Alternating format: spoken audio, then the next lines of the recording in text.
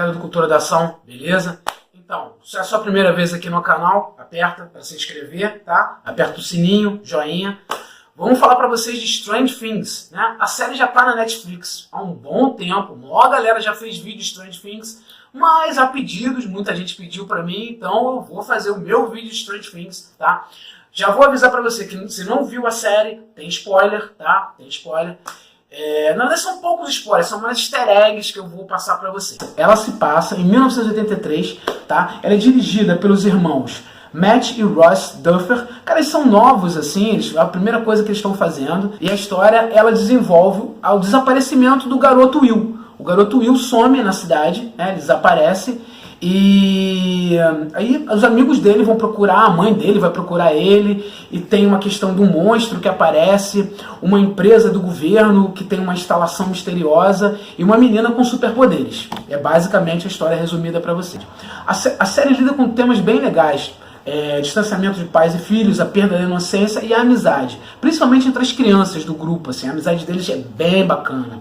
A série, tipo assim, ela tem uma nostalgia, sabe? Como na década de 80, e ela é uma grande homenagem à década de 80. Depois eu vou começar os easter eggs pra vocês, assim, e vocês vão ver que tem várias referências a filmes legais e coisas da década de 80. A fotografia da série, ela lembra muito essa estética da década de 80.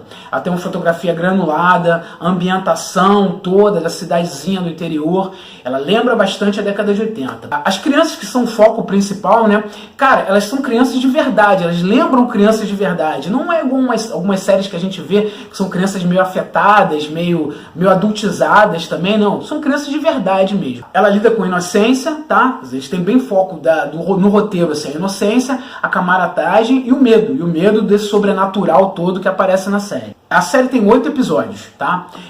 Podia ser um pouco menos, podia ser um pouquinho menos. Tem uma certa barriga nesses 8 episódios, assim, sabe? Podia reduzir um pouco. Tem a parte dos adolescentes, que na verdade não serve porcaria nenhuma dentro da série, tá? Então podia ter dado uma reduzidinha, ia ficar mais bacana. Mas, cara, é muito legal. Ela apresenta os núcleos bem separados. Tem o núcleo das crianças, tá? O núcleo dos adolescentes e o núcleo dos adultos. Mas no final da série, dos episódios do meio, mais pro final, esses núcleos se convergem, tá? Pra busca final lá do que eles precisam resolver. Tem uma coisa no roteiro que eu não gosto muito, assim, porque você já vê o monstro, você já vê o mundo invertido, você já sabe que aquilo vem de uma organização do governo, então ele já te entrega esse plot, assim, que seria melhor uma surpresa no final. A trilha sonora é uma coisa à parte, assim, eu já vou começar com os easter eggs, assim, pra vocês. Ela lembra muito o que o John Carpenter fez, as coisas da trilha sonora, aquele teclado, Cássio, sabe? Então lembra muito, tipo, Enigma do Outro Mundo, os filmes do John Carpenter, é muito bacana a trilha sonora. A gente tem um sentimento de escalada na aventura, então ela vai progressivamente evoluindo com as descobertas das crianças, descoberta das coisas, e eles tentando resolver o problema do desaparecimento do amigo dele, e o surgimento de uma menina com superpoderes e tal. Então é bem escalado, assim, é um crescer dentro da série, assim, então isso é bem legal, vocês vão curtir bastante. No elenco a gente tem a Millie Bobby Brown, que faz a 11. Cara, o personagem dela é a chave de toda essa trama, basicamente. Eu falei pra vocês do desaparecimento do garoto Will, mas a chave de toda a trama é ela, sabe? Ela é enigmática, o personagem dela é enigmático, tem superpoderes, ela pouquíssimo fala, a expressão dela vem muito com os olhos, assim, então a interpretação dessa menina arrebenta, assim, então a 11 é a grande chave dessa série. A gente tem o Gaten Matarazzo, né, que é o Dustin, ele gordinho, sem dente, ele é o plot mais engraçado da série, assim, um apoio cômico, sei lá, todo mundo acha ele fofo, entendeu? Porque ele não tem dente e ele é muito engraçado, ele sempre fala de RPG e coisas engraçadas. A gente tem o Finn Wolfhard, né, que faz o Mike, ele é o líder do grupo, né, ele é o líder deles, ele apareceu em It agora, né, Richie, ele faz o personagem Richie, aquele personagem engraçado e tudo mais. E ele é o líder do grupo, ele que resolve as coisas e tudo mais. Tem a questão ele traz a 11 para casa dele, meio que isso lembra muito o ET, né? Traz a 11, ele que descobre mais as coisas dentro do grupo. A gente tem o Caleb McLaughlin, né? O Caleb McLaughlin faz o Lucas. Ele é mais o chato do grupo, assim, o chato, mais assustado, assim, quer resolver logo as coisas, tipo, não quer que façam isso, não, vamos fazer aquilo, é aquela personalidade mais séria, assim, do grupo, né? Cara, eu já vou dar outro easter egg pra vocês, tem uma cena que lembra muito Comando pra Matar, na hora que eles estão se preparando pra resolver alguma coisa na série, ele começa igual o Arnold Schwarzenegger fez no Comando pra Matar, colocando um monte de coisa na mochila, foca no cinto, foca nas coisinhas que ele vai pendurando, terna, um monte de coisa, assim, isso lembra muito o Comando pra Matar, que foi aquele clássico lá da década de 80 com Arnold Schwarzenegger. A gente tem o Noah Snap, que é o Will, né, que a história começa em cima dele, porque ele desaparece, né, ele cai nesse mundo invertido, né, o monstro pega ele, leva pro mundo invertido, e ele chegou a participar de Pontos Espiões quando era mais novinho, ele também é bem legal no grupo, sabe, o desaparecimento dele, ele jogando RPG, jogando D&D, Dungeons and Dragons, assim, é muito legal ele na série. E ele também se comunicando com a mãe, a voz dele no rádio, sabe? É bem bacana. Tem a Winona Ryder, né, cara? Que já é uma referência, um super easter egg da década de 80. Ela faz a Joyce, né? Que é a mãe do Will.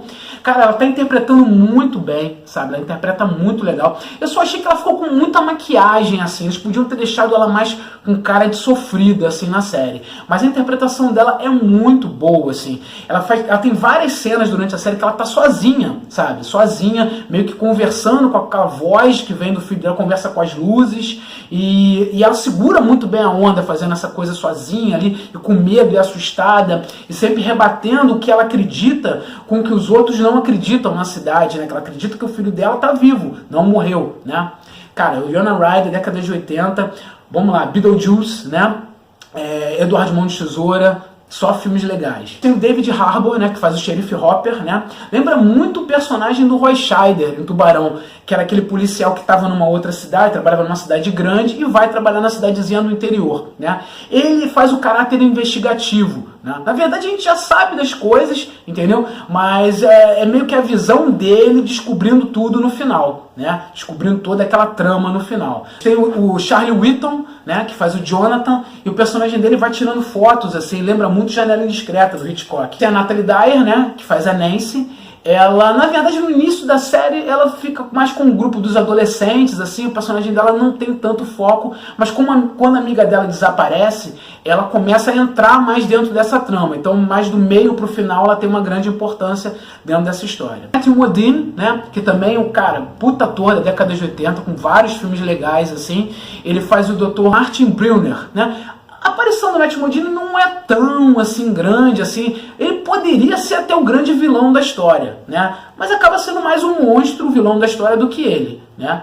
Mas é legal ter o Matthew Modine lá, que é uma grande referência da década de 80. Falando dos easter eggs, né, das referências pra vocês, né? A gente tem, cara, eles andam direto de BMX. BMX, a galera fala bicicletinha, mas pelo amor de Deus, cara, é BMX. BMX é um clássico da década de 80 que tá voltando agora. A gente vê uma galera andando de BMX. Eu ando de BMX, eu amo o Aro 20, BMX é muito legal. Todos eles andam, né? Isso, cara, referência, década de 80. ET, as crianças andavam de BMX. Goonies, as crianças andavam de BMX. No Conta Comigo, também, que é o livro do Stephen King, né? No Goonies, que é dirigido pelo Steven Spielberg, né? No ET, que é dirigido pelo Steven Spielberg. As crianças todas andavam de BMX, cara. BMX é um clássico da década de 80. Pra mim é a melhor bicicleta do mundo, não existe nada melhor do que BMX. Então, é uma crítica aos críticos que falam, que legal, eles andavam de bicicletinha. Não, eles andavam de BMX, tá? Que é muito legal. Uma referência legal, a gente tem uma referência de Matrix, né? Porque a 11, quando aparece, ela tá com a cabeça toda raspada. Ela saiu, fugiu do lado do laboratório, né? E isso lembra muito Matrix, quando o Neo vai visitar o Oráculo, tem várias crianças com superpoderes e elas estão todas de cabeça raspada. A fonte da série, assim, Strange Things, ela lembra muito as capas dos livros do Stephen King, as letras, como é que ele colocava. Então, ou seja, se você olhar as capas dos livros do Stephen King, olhar a fonte do Strange Things, cara, é a mesma fonte. As crianças falam da X-Men 134 na série. Essa representa o surgimento da Fênix Negra, quando a Fênix aparece, né? E lembra a 11, né? Porque ela tem superpoderes e tudo mais. É importante falar que essa série ela tem um empoderamento feminino. É difícil você ter séries que tipo, tem uma menina que é um foco principal, assim.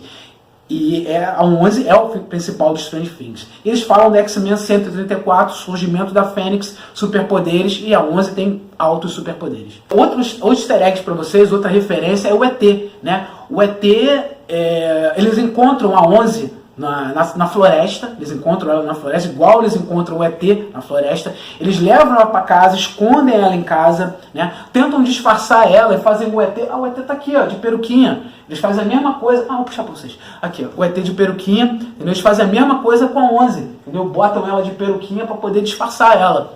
Né? E tem a cena da bicicleta clássica, né? No ET eles vão com a bicicleta e eles voam por cima dos carros. Não, nesse não, eles vão, o carro vem contra dele, em vez de eles voarem por cima, a 11 com superpoderes faz os carros voarem por cima da galera. Uma referência que é legal para lembrar alguns animes assim, né? Eu lembro o Akira e lembro o Elfen-Lied, né? O Akira, a gente tem o Tetsu com superpoderes que arrebentava a cabeça dos guardas, dos inimigos que vinham na direção dele. A 11 faz a mesma coisa, né? Com os inimigos, assim, faz com superpoderes dela. E no Elfen-Lied a gente tem essa menina também com poderes mentais que os guardas vão lá, os seguranças vão em cima dela com os poderes, arrebenta eles. Chama da vingança também. Chama da vingança, a menina tem os fiozinhos amarrados na cabeça, não é que ela está no laboratório para fazer o teste com os poderes dela.